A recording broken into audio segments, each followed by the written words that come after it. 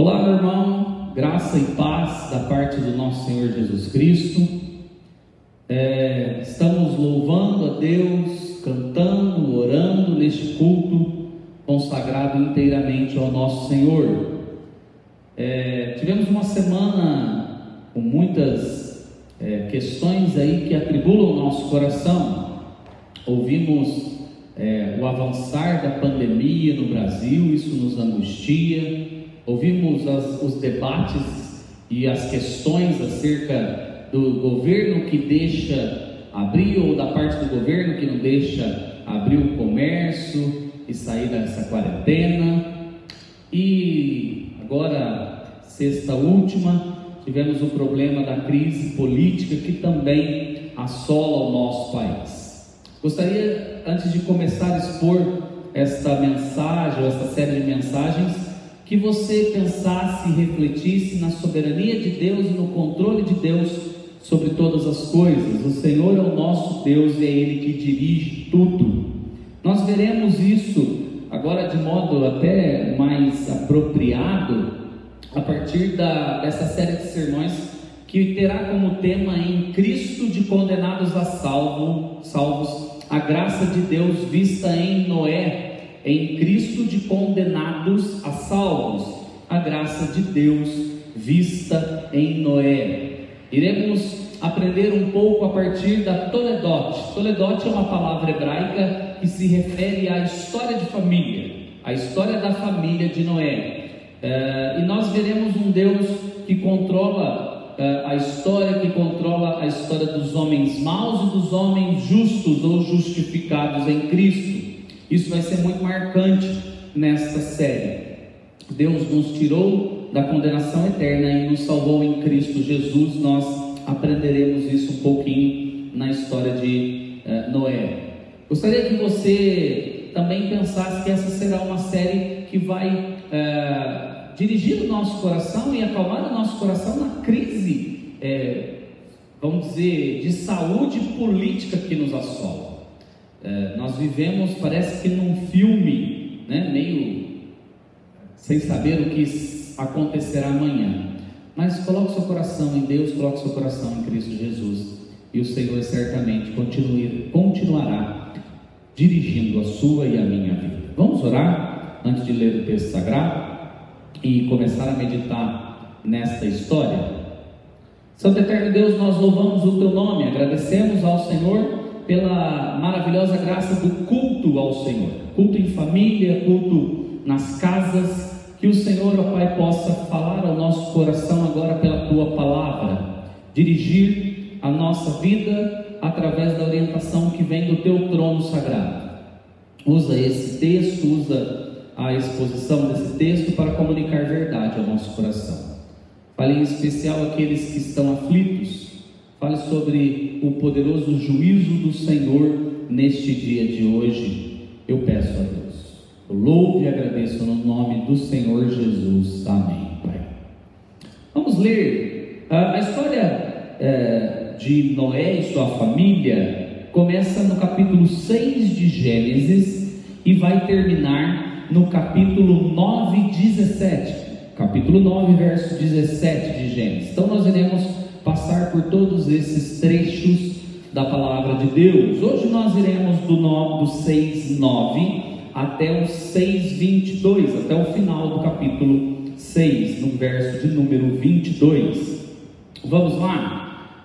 Repare que o versículo, que a história que nós iremos abordar, começa justamente com a expressão eis a história de Noé. Isso que é uma toledote. É um marco inicial que o autor sagrado deixou para a gente, para ele contar mais uma sessão da história do povo de Israel, do povo de Deus, e como que nós devemos entender isso. São 10 toledotes, 10 histórias de famílias que Moisés escreveu para nós.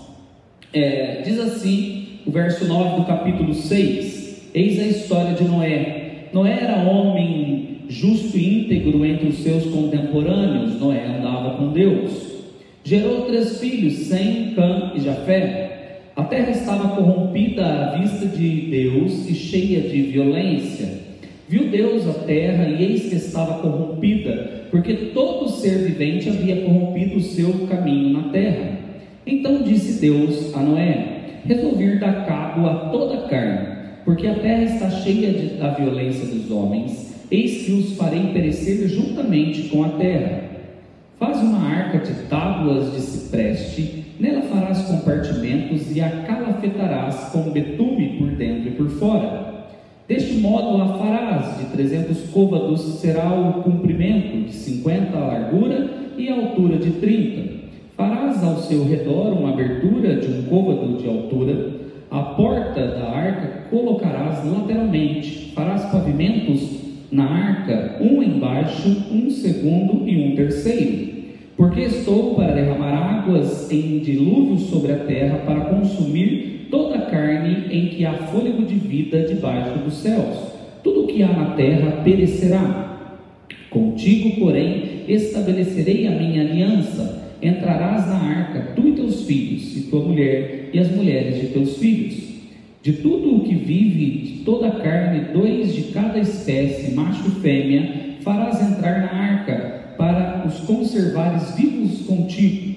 Das aves segundo as suas espécies, do gado segundo as suas espécies, de todo o réptil da terra segundo as suas espécies, 2 de cada espécie virão a ti, para o conservares em vida. Leva contigo de tudo o que se come, ajunta-o contigo, ser-te-á para alimento a ti e a eles. Assim fez Noé, consoante a tudo o que Deus lhe ordenara.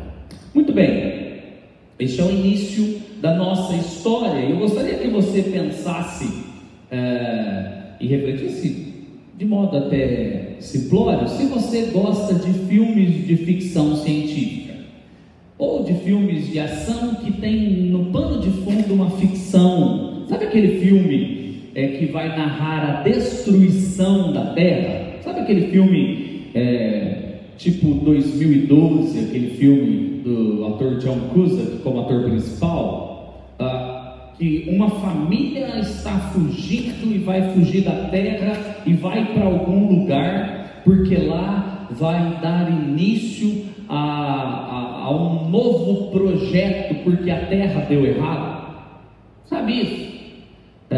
O mundo já teve isso de fato. Deus já fez isso.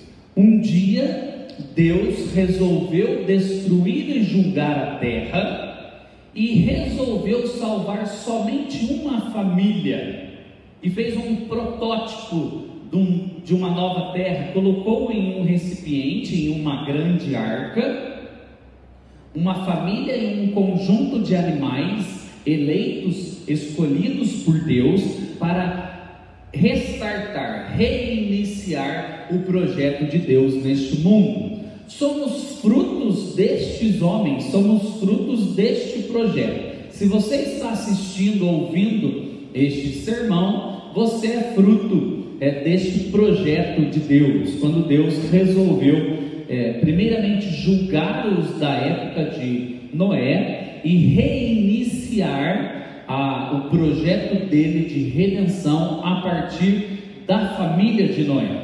Então, o que você vê aí em alguns filmes já foi feito por Deus. Deus já fez em algum momento da nossa história, da história da humanidade. Especificamente dentro deste tema, em Cristo de condenados a salvos, a graça de Deus vista em Noé, hoje eu gostaria de falar a primeira parte deste tema. Eu gostaria de falar sobre o justo juízo de Deus, juízo este que no final das contas é aplicado na pessoa de Cristo Jesus. Nós vamos basear esta primeira parte na história, ou no início da história que lemos. Como eu te disse, esta é uma toledote, este é um conjunto de fatos narrados pelo autor sagrado que demonstra a história da família de Noé. É muito interessante pensarmos um pouquinho sobre o que Deus está fazendo, o que Deus está contando.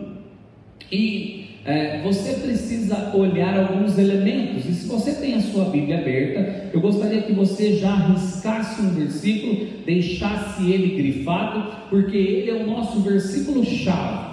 Ele é o nosso versículo que expressa a intenção de Deus ao nos contar essa história pelo autor sagrado. O verso é o capítulo 8:1, verso 1 do capítulo 8, mais especificamente o início do verso 8, o início do verso 1 do capítulo 8. Lembrou-se Deus de Noé e de todos os animais selváticos. Lembrou-se Deus de Noé. Este é o nosso cerne, quando Deus chegou a uma ponderação em memória, um agir porque foi para com a família de Noé benevolente e misericordioso. Mas antes disso é importante nós lembrarmos do juízo de Deus, ou nós conhecermos um pouquinho mais sobre a justiça e juízo de Deus. Uma curiosidade muito interessante dessa história é que Noé, apesar de muitos pregarem assim, ele não é o autor principal. Aliás, se você se atentar em todas as mensagens que iremos conversar, Noé não tem uma fala. Noé não fala nada. Noé só age, obedece, cumpre. O narrador não diz nada do que Noé disse. Ele simplesmente mostra Noé fazendo aquilo que Deus lhe havia ordenado. Sendo assim, Deus é o autor, Deus é o ator principal dessa história. Raras as vezes nós vemos Deus agir de modo tão enfático nessa história. Deus é o Deus que fala com Noé, Deus é o Deus que dá diretrizes muito marcantes para Noé, Deus é o Deus que se levanta para julgar os da época de Noé, Deus é o Deus que faz promessas, que sustenta na arca, Deus é o Deus que derrama água, Deus aparece sendo cultuado, Deus aparece fazendo uma aliança. Então Deus é o Deus que é o ator principal dessa história. Então não pense que é a história como da família de Noé, sendo Noé o principal ator, personagem. Não, é Deus que vai ser destacado nesta história. A estrutura tem como ponto de gatilho, ou seja, a estrutura ela é marcada como um fato. Sabe quando você está assistindo um filme e o início do filme e o início da narrativa aparece um roubo, aparece uma morte, aparece um beijo romântico, pode ser um filme de comédia romântica, e aí vai se contar toda a história a partir daquele fato. Moisés, o autor sagrado, faz exatamente isso aqui para nós. Ele dá um gatilho que demonstra a repercussão de Gênesis capítulo 3, que é a queda do homem, que mostra a queda do homem. O gatilho é a corrupção do gênero humano. Se você voltar um pouquinho atrás no verso 5 do capítulo 6, Moisés já deixou para a gente um momento um vislumbre disso. Ele fala que viu o Senhor que a maldade do homem se havia multiplicado na terra e que era continuamente mal todo o desígnio do seu coração. E agora, no verso 11 do capítulo 6, nós temos exatamente o gatilho sendo colocado, que a terra estava corrompida à vista de Deus e cheia de violência. Este é o gatilho. Uma outra coisa que é importante nesta história, para que você entenda o objetivo para que Moisés a colocou no livro do Gênesis, quando eles leram esta história, quando os leitores originais leram essa história pela primeira vez, qual era o objetivo de Moisés ao escrever? Lembra, o povo havia saído do Egito, o povo estava na peregrinação no deserto. Nós não sabemos exatamente quando Moisés escreveu essa história, se no início da peregrinação ou mais ao final da peregrinação, mas nós sabemos que ele escreveu. Nós sabemos que o povo estava entendendo sobre juízo, já que Deus havia julgado a nação egípcia pelos 4 séculos de cativeiro, e nós entendemos que havia outras nações lá na Terra Prometida, e o povo está lendo sobre um justo Deus, e que se Ele está direcionando, eles deveriam se resignar, colocar-se dentro da vontade de Deus, porque Deus é justo e tudo que Ele faz é bom. Então, nós estamos pensando agora que Moisés teve o objetivo de fazer com que os seus leitores entendessem que Deus é um Deus justo em meio a esta nação que eles estavam por conquistar ou entrar na Terra Prometida. Isso faz uma boa, nos dá um bom alento para a nossa caminhada e peregrinação neste mundo. Ou seja, se eu sirvo a um Deus bom, justo e íntegro, eu devo confiar nele, porque tudo que Ele faz é bom. E se Ele resolve julgar por algum veículo, por alguma ação este mundo, eu devo confiar neste julgamento. E nós vimos ao longo da história bíblica que Deus já julgou o homem muitas vezes, dando sempre porções do grande julgamento, o julgamento final de Deus. Se Ele faz, Ele é justo ao fazê-lo, e se Ele salva, Ele também é bom ao fazê-lo. Nós não devemos duvidar desta verdade que as Escrituras nos revelam. Sendo assim, munidos destas informações, dando um pano de fundo da história de quando foi escrito, para quem foi escrito e em que circunstâncias, vamos olhar um pouquinho mais sobre o justo juízo de Deus, e nós veremos que esse juízo é aplicado na pessoa de Cristo Jesus. A história começa nos contando, e isso é importante entendermos, porque ele vai falar do juízo da justiça de Deus. Nos é apresentado Noé. Raras as vezes a Bíblia define o caráter, a pessoa de alguém de modo tão forte, né? Vimos isso há um tempo atrás, se você leu Gênesis, na história de Enoque. E Noé agora é parecido com Enoque, o qual foi tomado e foi arrebatado por Deus. Noé era homem justo e íntegro entre os seus contemporâneos. É interessante este par de atributos, par de adjetivos muito bons que Deus dá a Noé. Primeiramente porque nos parece uma síntese do cumprimento da lei mosaica, ou daquilo que a lei que vai ser dada ao povo deve fazer e produzir no coração dos servos de Deus. Por quê? A palavra justo aqui é uma referência ao relacionamento de Deus com Noé, ou de Noé com Deus. Nos parece a primeira tábua da lei, a primeira porção da lei. Como está a sua vida com Deus? Como está o seu relacionamento com Deus? Relacionar com Deus é o que nos faz ser justos ou não. Então Noé é apresentado como um homem que se relacionava com Deus, que não tinha justiça própria, mas a sua justiça vinha da relação que ele tinha com Deus. E o autor sagrado nos completa a informação do caráter de Noé, dizendo que ele é um homem íntegro em seu relacionamento com os seus contemporâneos. Noé não tinha justiça, ou não era justo só porque se relacionava com Deus, ele também tinha integridade na relação com os seus, na relação com os homens e mulheres da sua época. E aí ele termina completando da onde que vinha a justiça e integridade. Noé andava com Deus. Justiça e integridade na nossa vida será vista quando andamos com Deus, quando estamos com Deus.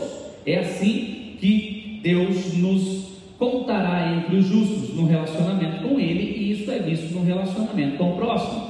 Isso é o resumo da lei: é amar a Deus sobre todas as coisas e amar ao próximo como a si mesmo. Então há uma porção do mandamento de Deus na vida de Noé, mesmo ainda não sendo nos apresentado de modo prescrito, como Moisés vai nos apresentar nas tábuas da lei. Noé é um homem, e a família dele está sendo posta em xeque, é a família da aliança que está aparecendo aqui. Então nos é apresentado a semente da humanidade, ou a nova semente da humanidade, com seus 3 filhos, Sem, Cã e Jafé. Por isso eles são introduzidos, e mais à frente eles tomarão parte dessa história de um modo mais particular. Por que nos é apresentado Noé na justiça e na integridade dele? Porque ele quer fazer um contraste com a geração mal que o autor está nos apresentando. Eu já lhe disse, agora eu quero olhar de um modo mais apropriado e mais focado. O verso 11 e 12 nos mostra que a terra estava corrompida à vista de Deus e cheia de violência. É interessante estes termos que a Bíblia nos apresenta, porque a terra estava corrompida à vista de Deus. Corrupção deve sempre ser medida pela perspectiva, pelo olhar, pela vista de Deus. É um contraste muito próprio com o livro de Juízes, que os homens faziam o que era parecido aos seus próprios olhos, ao seu próprio desejo. E quem deve nos medir, ou medir a justiça, ou os atos que cometemos e fazemos, é a vista, é o olhar, são os mandamentos de Deus. E este termo, cheia de violência, é um termo muito particular, que nós devemos olhar e entender um pouquinho. Cheia de violência é uma referência desta geração a não tem como continuar a raça humana com esta geração. Não dá para fazer uma sociedade como uma sociedade cheia de violência. Não há um trato, uma relação boa para continuar aquilo que Deus havia intentado fazer lá no Éden com a humanidade. Ou seja, a humanidade iria se autodestruir, iria desonrar o Criador em todas as facetas das suas relações. Então é isso que o autor quer nos pintar. É realmente mal, é realmente ruim a geração que havia na época de Noé. Aliás, se você se lembrar, o próprio Senhor Jesus aponta que nos últimos dias casavam-se, davam-se em casamento como os da época de Noé. Ou seja, a iniquidade vai se multiplicar tanto no mundo, e este é um sinal último ali do retorno, da segunda vinda do Senhor Jesus. E Noé e os da sua época, a maldade, a perversidade e a violência, a gente pode colocar aqui como o autor sagrado coloca, vai ser tanta como os da época de Noé. Observa que viu Deus a terra, e eis que estava corrompida, porque todo ser vivente havia corrompido o seu caminho na terra. Ou seja, a violência era tal que, e é interessante a gente pensar, todo ser vivente, todos os homens estavam corruptos. Se você pensar, a igreja da época é Noé e sua família. Se você às vezes se sente desestimulado com uma igreja pequena, pensa que nessa época é Noé e sua família somente que adoravam a Deus. O resto, todos estão em corrupção. E não há aqui algo a ser aproveitado. É muito interessante, e penso numa ilustração, quando não há algo a ser aproveitado nos da época de Noé. Eu me lembro quando meu sogro foi reformar o forro da sua cozinha. Caía aquelas bolinhas identificando que havia um cupim, e a gente sempre falava para ele: nossa, tá ruim, olha quanto cupim, olha.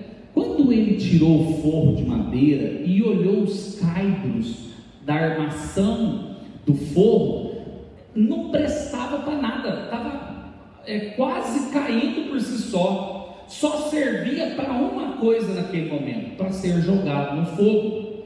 Era uma armação de madeira que perdeu toda a sua utilidade. É isso que Moisés quer que nós olhemos para essa geração, ela não tinha mais serventia para nada a não ser destruída. Que aqui não foi pelo fogo, um apontamento de destruição para os últimos dias, aqui será destruída pela água, na justiça de Deus. Por que eu estou querendo te dizer tudo isso sobre esta geração? Porque talvez você, em algum momento, seja tentado a pensar que Deus podia ter gastado um tempinho a mais com esta geração. Deus podia ter mudado alguma coisinha. A gente tem sempre essa ideia, quando Deus exerce um julgamento, que Deus foi injusto, Ele podia ser mais longânimo. Deus foi mau, Ele não precisava acabar com tudo. Sabe quando Deus mandou Saul matar todos os amalequitas, inclusive as crianças de peito? A gente tem a ideia de que Deus foi mau, foi severo demais. Aliás, desde o Éden, todos os homens têm uma ideia de que dá para a gente dar um jeitinho, dá para a gente fazer alguma coisa. E quando a gente vê uma nação austera, severa nas punições, a gente admira, mas fala: nossa, mas lá é difícil o negócio. O que Deus está fazendo aqui é mostrando para nós que Ele é um Deus justo e que Ele é um Deus que realmente pune o homem mau. Isso deveria nos trazer resignação, temor, humildade no coração e dizer para Deus assim: se o Senhor fez, o Senhor sabe o que é bom. Não houve, irmãos, uma coincidência. Observa o verso 3 como é interessante. Então disse Deus a Noé: resolvi dar cabo de toda a carne. Deus, no seu conselho trinitário eterno, nos seus decretos, anunciou a Noé algo que ele tinha resolvido, que ele tinha feito, e não pediu autorização para Noé, não negociou com Noé. Ele disse: resolvi. O que nos aponta que Deus é autossuficiente nas suas decisões, que não precisa pedir conselhos a outros, e que Ele resolveu. E se Ele resolveu destruir toda a geração dos da época de Noé, isso foi bom. Mesmo você não concordando com o agir punitivo, o agir decretivo, claro e justo de Deus, você deveria confiar que quando Ele diz: vou fazer isso, isso é o melhor. Só conta para o momento que nós estamos vivendo. Às vezes você está falando assim: puxa vida, mas nós não deveríamos viver um tempo tão difícil como estamos vivendo, essa pandemia, pessoas morrendo. Quando a gente encontra a morte de alguém, se esta pessoa é nova ainda, ou se essa pessoa era uma pessoa que era boa aos nossos olhos, não à vista de Deus, que a gente às vezes não sabe, mas boa aos nossos olhos, a gente acha que Deus é injusto. Às vezes você vai no sepultamento e tem pessoas falando: é injusto, ele não precisava morrer agora. Quando Deus diz: eu resolvi fazer isso, e o decreto e a história mostra que às vezes você perdeu um parente, você saiu de um emprego, você perdeu alguma coisa e você tem uma mágoa no seu coração guardada contra Deus, como se Deus fosse mau. E o texto continua e nos ensina que Ele vai destruir toda a terra, porque ela está cheia da violência. Ou seja, não dá para continuar a raça humana com essa terra, não dá para continuar. Observe o verso 17, como ele repete esta decisão dele. Ele diz assim: porque estou para derramar água em dilúvio sobre a terra, para consumir toda a carne, que há fôlego de vida debaixo dos céus. Tudo o que há na terra perecerá. Ou seja, às vezes você tem a tendência de pensar também: não, Deus salvou alguma coisa. Não, o projeto de Deus foi de destruir completamente aquela geração, completamente todos os que estavam ao entorno vivendo com Noé. Deus iria salvar somente a família de Noé e somente alguns animais que Ele mesmo elegeu. Irmãos, é interessante pensarmos que este é o melhor a ser feito. Quando Deus julga, por qualquer via, é o melhor a ser feito. Deus não está fazendo algo pior, Deus está fazendo o melhor. E nós devemos esperar, protegidos em Cristo, e nós vamos falar da proteção em Cristo num outro momento, mas quem se protege em Cristo tem a esperança de que quando Deus julgar, o melhor vai ser feito. Por isso que toda a nossa ira e indignação contra doenças, contra a morte, contra governos, contra homens maus, governos errados obviamente, contra homens maus, contra roubo, contra a injustiça, em última análise, não será resolvida nas relações humanas, mas vai ser resolvida no julgar de Deus, no agir de Deus, na punição que Deus tem para aqueles que querem viver nos seus caminhos maus. Então, você às vezes é pré-adolescente, criança que está me ouvindo, já entenda que viver numa relação má com os outros é sinônimo de esperar a justiça de Deus, e que em Cristo nós podemos nos corrigir para vivermos uma vida para a glória de Deus. Queridos, é muito interessante a história da justiça e do juízo de Deus. Ela sempre vem atrelada com graça, e aqui Deus já nos esboça a sua graça, que nós iremos falar mais à frente, mas aqui Deus já desenha a sua graça, e Ele vai mostrar essa graça e a aliança que Ele vai fazer com Noé e com os seus. O verso subsequente nos aponta um escape. O verso 14 aponta um escape, um Senhor que na justiça, no juízo, ainda quer salvar os seus. Ele vai falar: faz uma arca para você se proteger, coloque nesta arca, coloque dentro desta arca algumas coisas que eu vou falar para você. Você vai fazer esta arca numa medida exata que eu der para você. É engraçado que o próprio Moisés recebeu de Deus as diretrizes para a construção do tabernáculo. Por isso que é muito próprio entendermos que Deus é que diz o que tem que ser feito. Eu vou traduzir os côvados aqui nas medidas que o tradutor colocou em medidas atuais. Deus mandou construir uma arca de 140 metros de comprimento, 23 metros de largura, com 13 metros e meio de altura, onde se dividiria em 3 andares, em 3 seções, no andar superior, no meio e mais abaixo, e que também colocaria uma porta lateral e que entrariam os animais. E repare, os animais que iriam até Noé. Não foi preciso Noé ir buscar os animais, foi Deus que mandou os animais até Noé. É interessante nós pensarmos nisso, porque esta é uma demonstração da graça de Deus, esta é uma demonstração do cuidado de Deus. Uma marca disso é: Deus disse o que precisava ser feito. E se você olhar o verso 22, quando Noé ouviu as diretrizes e o que precisava ser feito, o verso 22 termina, aliás, há mais elementos ainda, porque os animais iriam e Deus falou para Noé pegar, guardar todas os alimentos que eles comiam e fazer um estoque, porque muitos dias eles passariam lá. O texto termina, e este trecho termina dizendo assim: assim fez Noé, consoante a tudo o que Deus lhe ordenara. Ou seja, Noé não deixou de cumprir nada daquilo que Deus havia falado. A gente pode pensar sobre a palavra de Deus.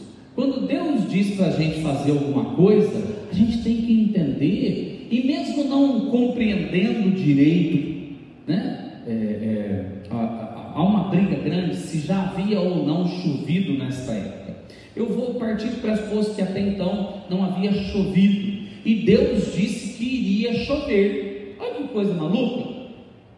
Noé teve que confiar numa coisa que até então não tinha acontecido, não havia acontecido.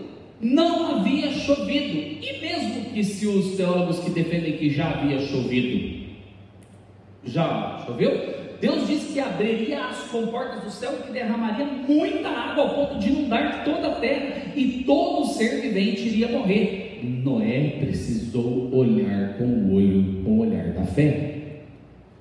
E algo que chama muita atenção neste texto é que Deus está falando para Noé no verso 20, aliás, no verso 18, que contigo, porém, estabelecerei a minha aliança.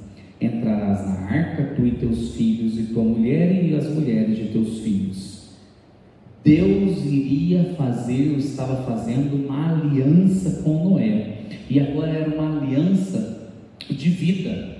Eu vou conservar a vida através da sua família. Você sabia que esta é a primeira vez que aparece o termo aliança nas Escrituras?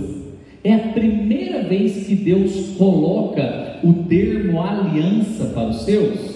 Então nós vemos aqui Deus iniciar um projeto com a família de Noé. Muitos entendem que Deus já havia feito uma aliança com Adão, uma aliança adâmica, mas aqui de modo claro, preciso, específico, Deus está dizendo a Noé que faria com ele, com sua família, uma aliança. Deus está nos dando um protótipo duplo. Ao mesmo tempo ele está salvando Noé, mas está condenando, agindo com juízo e com justiça com os da sua época, com os da época de Noé. Algumas aplicações e implicações eu gostaria de deixar com os irmãos para este domingo e para a vida de vocês. Juízo, irmãos, deve ser visto como purificação e não como destruição. Deixa eu repetir isso aqui para você. Juízo deve ser visto como purificação e não como destruição. Talvez você tenha já pensado e lido a história de Noé, que Deus foi mau e que Deus destruiu o mundo na época de Noé. Não, Deus não destruiu o mundo, Ele purificou a terra. Isso aponta para nós o novo céu e a nova terra, onde Ele vai expurgar, purificar e nos levar para o novo céu e nova terra de um modo santo e completo. Pedro, falando sobre isso, falando sobre o agir de Deus, na primeira epístola, capítulo 3, versos 20 e 21, diz: os quais, noutro tempo, foram desobedientes, quando a longanimidade de Deus aguardava nos dias de Noé, enquanto se preparava a arca, na qual poucos, a saber, 8 pessoas foram salvos através da água, a qual, figurando o batismo, agora porém vos salva, não sendo a remoção da imundícia da carne, mas a indagação de uma boa consciência para com Deus por meio da ressurreição de Cristo Jesus. Pedro está ensinando à igreja que a prefigura da água do dilúvio é a prefigura do batismo, algo que purifica. Então, quando Deus ele exerce juízo para alguns, ele está exercendo purificação para outros. Por isso eu tenho entendido que esse momento de tribulação, de pandemia, ele é juízo e justiça de Deus para alguns e é purificação para a igreja. Para a igreja se atentar, para a igreja olhar, para a igreja ver que Deus é um Deus justo e que julga os homens maus, e que se não fosse pela graça dele, nós também estaríamos lá. É bom entender que todos nós éramos condenados como os da época de Noé, e pela graça fomos salvos, e que a água prefigura a água do batismo que nos purifica, que traz a nós a boa consciência, como Pedro diz, na ressurreição em Cristo Jesus. Uma outra implicação que esse texto deve nos trazer é quando Deus julga, é o melhor, não é o pior. Quando Deus julga, é algo, apesar de ser mal, ela indica que Deus está agindo, que não perdeu o controle. Doenças, pestes, governos maus, homens ruins, momentos ruins da história, sempre foram usados por Deus como veículo de disciplina para a sua igreja e de punição para o mundo mau. E isso é bom. A gente tem que entender que Deus está no controle da história. E deixa eu fazer um paralelo. É como na sua casa, tudo está bagunçado, os teus filhos, a tua família está toda bagunçada, as pessoas de fora viram para você e dizem: você é o pai, você é o marido, é você que tem que controlar isso e exercer justiça, às vezes com vara punitiva e corretiva. Irmãos, Deus foi longânimo, esperando a construção da arca, e aquilo era um testemunho, um homem construindo uma arca no meio daquilo, e a geração violenta dos da época de Noé não creram.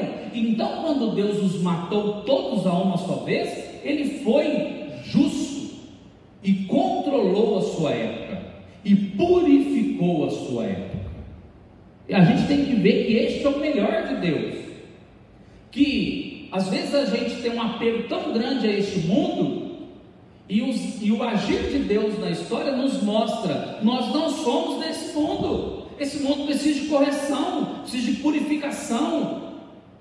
Gostaria de dizer para você que o pecado é o mal desse mundo, precisa ser expurgado, precisa ser tratado, precisa de correção completa.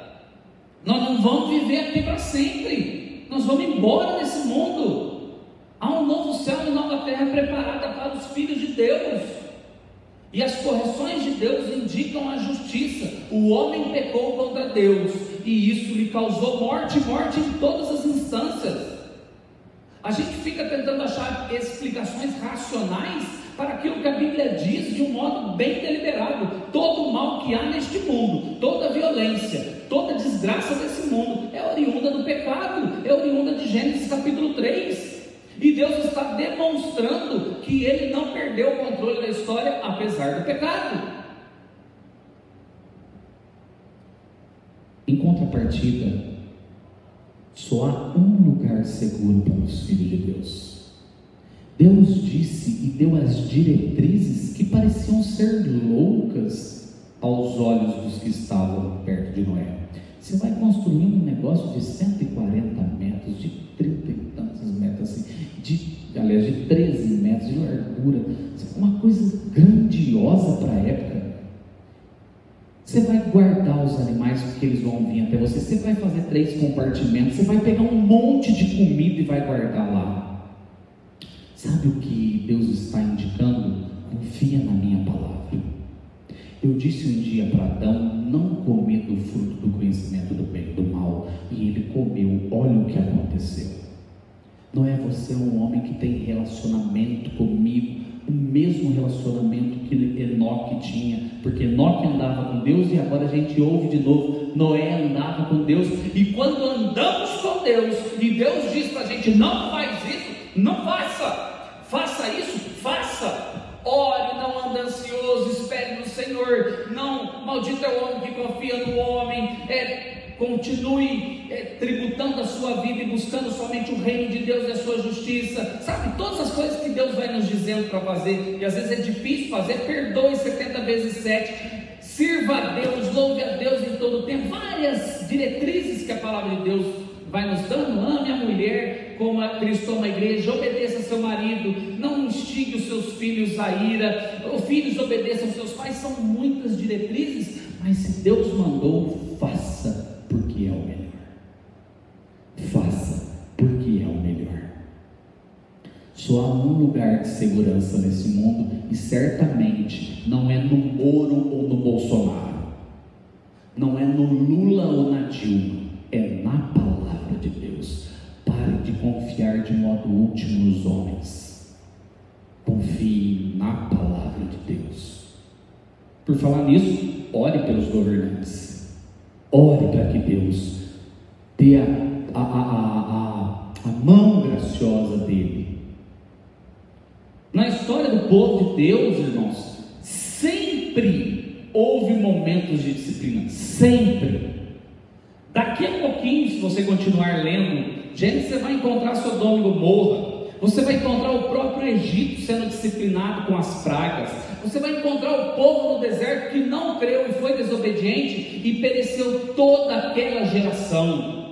Você vai encontrar uma outra geração entrando na terra prometida. Você vai encontrar 2 cativeiros, um assírio e um babilônico. E aliás, Ciro, que é um homem mau, é a vara de Deus. Nabucodonosor é a disciplina de Deus.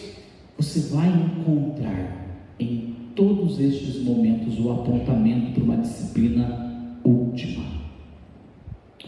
uma ira última derramada, que é no Calvário. Nós podemos cultuar e louvar a Deus porque Deus foi justo, Deus foi íntegro, Deus foi inteiro e puniu seu filho. O Calvário é a disciplina de Deus para o homem que confia em Deus. Deus lançou toda a sua ira, o cálice da sua ira na pessoa de Cristo Jesus. A destruição da época de Noé aponta para o Calvário, aponta para o momento que Deus iria consumir completamente o pecado e fazer de Cristo pecado para salvar o seu povo. Irmãos, este Cristo é o Cristo que tomou o cálice da ira de Deus, da disciplina de Deus que era minha e sua. Noé é um bom tipo de Deus. Mas sabe por que ele é bom? Porque ele é santo. Pelo contrário, todos pecaram e destituídos estão da glória de Deus, e somente um não pecou, que é Cristo.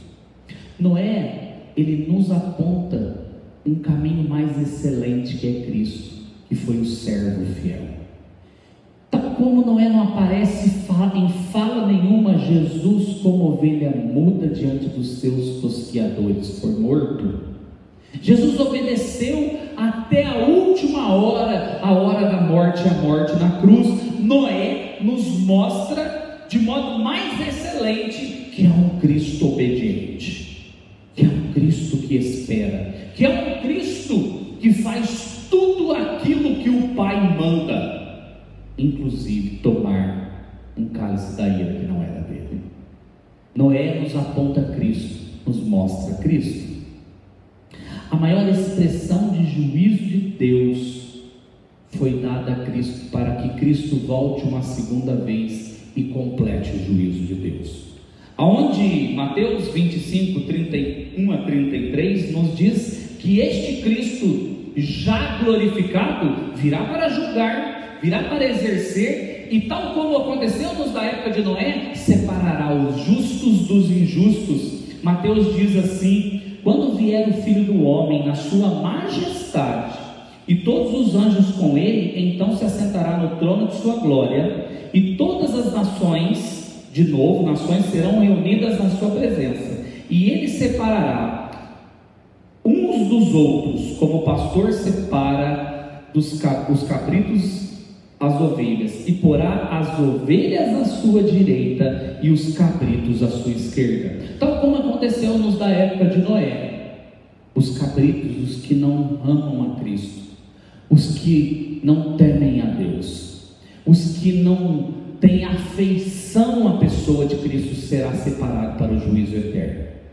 E os que têm a Cristo, que são guardados em Cristo, estarão separados à sua direita para o gozo eterno em Cristo Jesus. Gostaria de terminar te fazendo uma pergunta que você pode fazer ao seu coração: por que Deus fez o que fez nos dias de Noé? Porque o pecado precisava ser destruído, porque um novo começo era necessário, porque Deus controla a história e sabe tudo aquilo que precisa ser feito, porque Deus é justo e não deixa impune o pecado. Talvez você possa pensar que os pecadinhos que nós escondemos, Deus não está vendo e Deus deixa impune. Não está. Se eles não foram pagos na cruz de Cristo, serão pagos na morte eterna. Confiemos no juízo de Deus e esperemos fiados na graça de Cristo. Se você ver a mão de juízo de Deus na história, confie. Deus está governando a história, e não são homens que darão cabo dessa justiça, não são ações humanas que darão cabo dessa justiça, é o Deus Todo-Poderoso, que no seu trono rege a história e que um dia estará aqui, separando cabritos de ovelhas, tal como fez nos da época de Noé, separando a família de Noé dos homens maus. Que sejamos contados entre aqueles que esperamos na graça de Cristo Jesus. Deus abençoe, queridos. Vamos orar? Pedir a Deus que continue falando conosco. E agora, irmãos, eu louvo a Deus por este momento.